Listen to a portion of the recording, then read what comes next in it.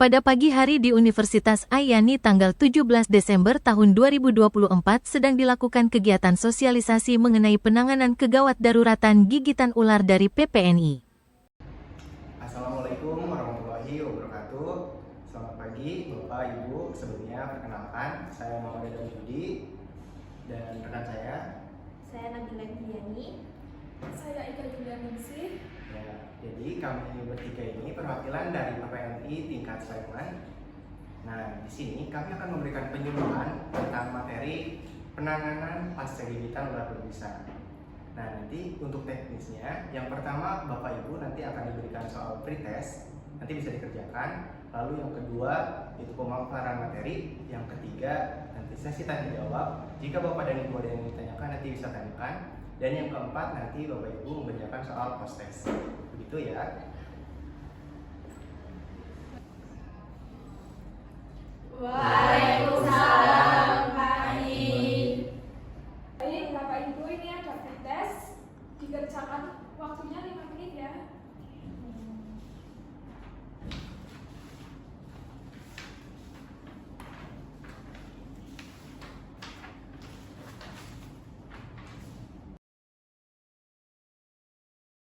Bapak Ibu, waktunya sudah selesai ya. Kertasnya bisa dikumpulkan kembali.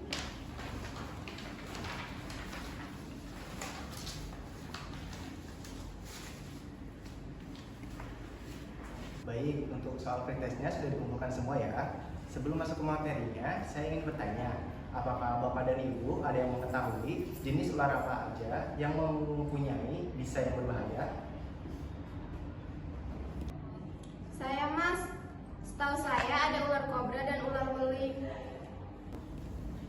Iya benar ya. Ular kobra dan ular weling adalah contoh ular yang berbisa dan berbahaya. Sebaiknya kita jika bertemu dengan ular tersebut sebaiknya menghindar. Begitu ya Bapak Ibu. Baik, kita langsung saja ke materi utamanya tentang penanganan kegawat daruratan gigitan ular ya, yang akan disampaikan oleh rekan saya Nabila. Baik, terima kasih. Di sini saya akan menjelaskan mengenai jenis ular, dampak bahayanya, dan cara pencegahan gigitan ular berbisa. Jenis ular dan bahayanya yaitu ular berbisa. Gigitan ular berbisa bisa berbahaya bahkan mematikan, tergantung pada jenis ular. Tergantung pada jenis ular, lokasi gigitan, dan kondisi korban. Jenis-jenis ular berbisa di Indonesia yang pertama ada ular piton, yaitu tidak berbisa namun bisa mencederai fisik yang menyebabkan cedera yang serius.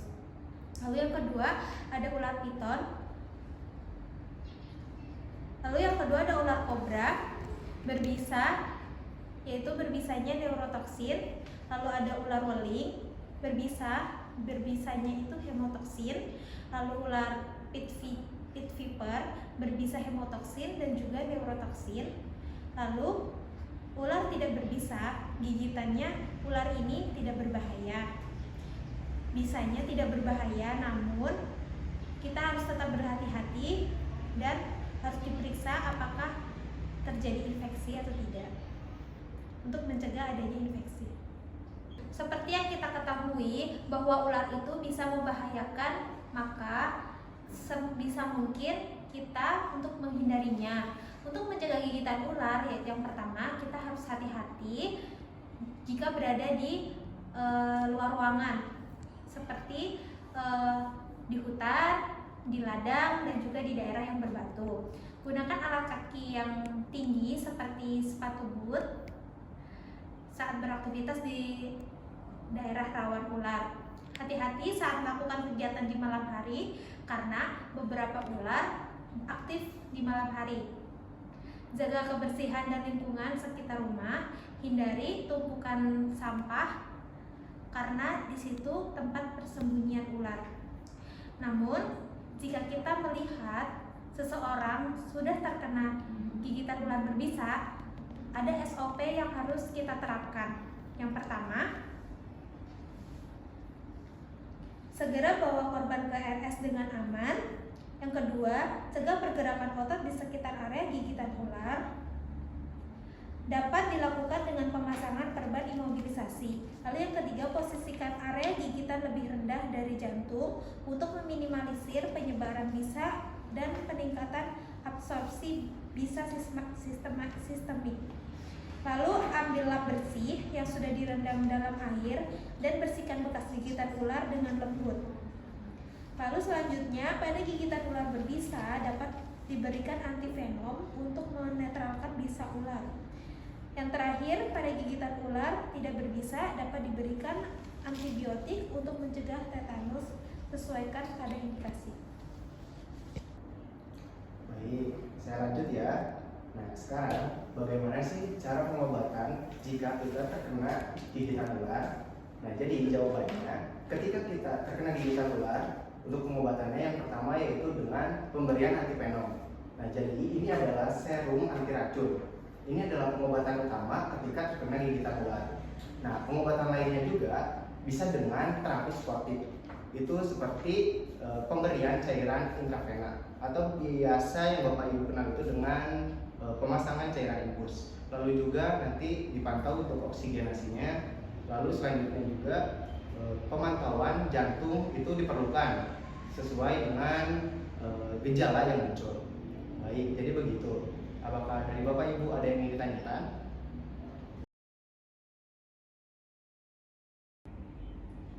Mbak izin bertanya, bagaimana jika gigitan ular tidak ditangani secara medis?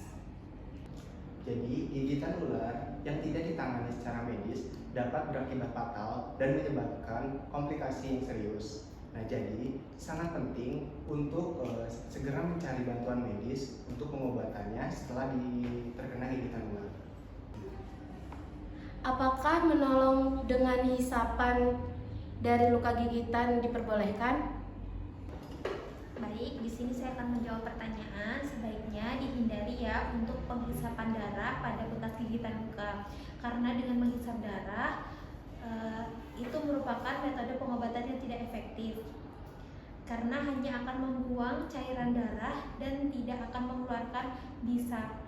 Dan itu juga bisa membahayakan pada penolong karena akan mengakibatkan keracunan dan akan berakibat fatal kepada penolongnya. Mbak, apakah boleh melakukan insisi atau sayatan pada luka gigitan?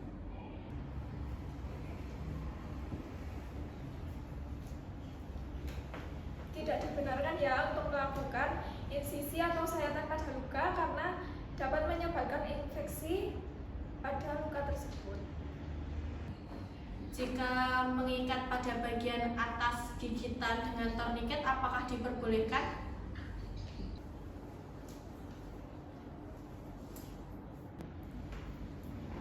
Metode mengikat menggunakan tali atau tourniquet itu bisa memutus aliran darah. Mengopres dengan es dapat memperparah luka. Dan juga metode penggunaan bahan kimiawi atau topikal itu merupakan metode tradisional yang sudah tidak dianjurkan karena dapat membahayakan. Apa saja gejala yang muncul setelah seseorang digigit ular berbisa, Mbak? Baik, gejala yang mungkin muncul jika seseorang telah digigit oleh ular. Yang pertama seperti rasa sakit atau nyeri, yang kedua ada pembengkakan dan perubahan warna bekas gigitan ular, lalu yang ketiga ada pusing dan juga mual, yang keempat ada kesulitan bernapas, lalu juga ada keringat dingin bahkan sampai pingsan. Gejala-gejala tersebut dapat berkembang secara cepat tergantung seberapa banyak bisa yang disuntikan oleh ular. Seberapa cepat efek gigitan ular dapat muncul pada tubuh manusia? Efek dari gigitan ular yang berbisa itu sangat cepat, bahkan bisa dalam hitungan menit. Di beberapa jenis ular, ada yang efeknya muncul setelah 15 menit sampai 1 jam. Di beberapa ular lain, efeknya baru muncul setelah beberapa jam. Karena itu, sangat penting untuk segera mencari pertolongan medis begitu seseorang digigit ular berbisa. Saya juga ingin bertanya, bagaimana kita sebagai perawat jika ada pasien yang datang ke rumah sakit dengan gigitan ular berbisa? Baik, untuk langkah yang pertama yang harus dilakukan adalah memastikan jalan nafas, pernafasan pernapasan dan sirkulasi pasien dengan baik. Hal ini membantu menentukan tingkat keparahan dan langkah penanganan yang tepat. Pastikan area yang tergigit tetap diam, hindari pergerakan yang terlalu, jangan mengikat area yang digigit oleh ular terlalu kencang, dan hindari sayatan untuk menghindari infeksi pada gigitan ular tersebut. Gejala lokal seperti pembengkakan, nyeri, memar, atau perubahan warna pada kulit perlu diperhatikan. Selain itu, pantau juga gejala sistemik seperti mual, muntah, pusing, sesak nafas, atau tanda-tanda gangguan koagulasi seperti perdarahan spontan dan lain-lain. Apakah ada yang ingin ditanyakan lagi, Bapak dan Ibu? Cukup, Mbak. Baik, Bapak Ibu, ini untuk kesepakatan awal kita ada post-test ya untuk sesi terakhir ini.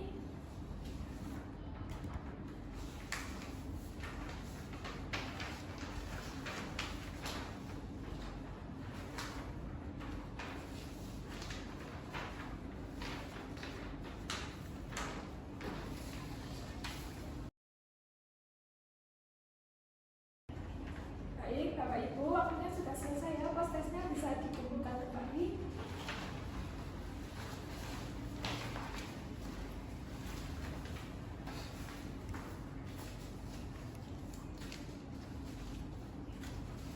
Baik, terima kasih atas partisipasinya Bapak Ibu. Semoga edukasi pada pagi hari ini dapat bermanfaat untuk kita semua untuk depannya. Jangan lupa jaga kesehatan dan juga keselamatan bagi kita maupun pasien. Amin. Kami cukupkan ya Bapak Ibu. Terima kasih. Wassalamualaikum warahmatullahi wabarakatuh.